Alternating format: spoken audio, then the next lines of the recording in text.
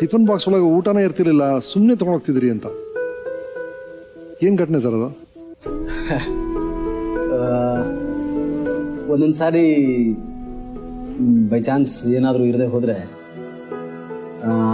ಹಾಗೆ ಮಾಡ್ಕೊಂಡು ಬಂದ್ಬಿಡ್ತೀನಿ ಸರ್. ನಾನು ಮತ್ತೊಬ್ಬರ ಎದುರುಗಡೆ ನನ್ನ ಕಷ್ಟ ಅಥವಾ ನನ್ನ ದುಃಖನ ತೋಡ್ಕೊಳ್ಳಿಕ್ಕೆ ಸ್ವಲ್ಪ ನನಗೆ ಮುಜುಗುರ.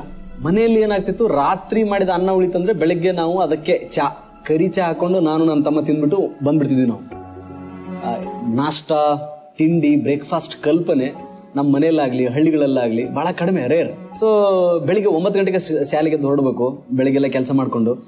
ಒಂದೊಂದ್ ಸಾರಿ ಇಲ್ಲದೆ ಹೋದ್ರೆ ನಾನು ಹಾಗೆ ಮಾಡಿದ್ದುಂಟು. ನಾನೇನ್ ಮಾಡ್ತಿದ್ದೆ, ಅಡ್ವಾನ್ಸ್ ಆಗಿ ಹೋಗ್ಬಿಡ್ತಿದ್ದೆ ಎಲ್ಲರ ಜೊತೆಗೆ. ಮುಂದೆ ಹೋಗ್ಬಿಟ್ಟು ಊಟ ಮಾಡ್ದಂಗೆ ಮಾಡಿ ಬಂದ್ಬಿಟ್ಟು ಸಿಕ್ಕಾಪಟ್ಟೆ ನೀರು, ಹೊಟ್ಟೆ ತುಂಬ ನೀರು ಕುಡಿದು ಕೂತ್ಕೊಂಡ್ಬಿಟ್ಟಿದ್ದೆ ಕ್ಲಾಸಲ್ಲಿ. ಅದು ನಾನು ಬಹಳ ಗಟ್ಟಿಯನ್ನಾಗಿಸಿದೆ. ಹಾಗಾಗಿನೇ ನನಗೆ ಯಾರಾದ್ರೂ ಬಡತನದ ವ್ಯಾಖ್ಯಾನವನ್ನು ಕೊಡುವ ಅವಶ್ಯಕತೆ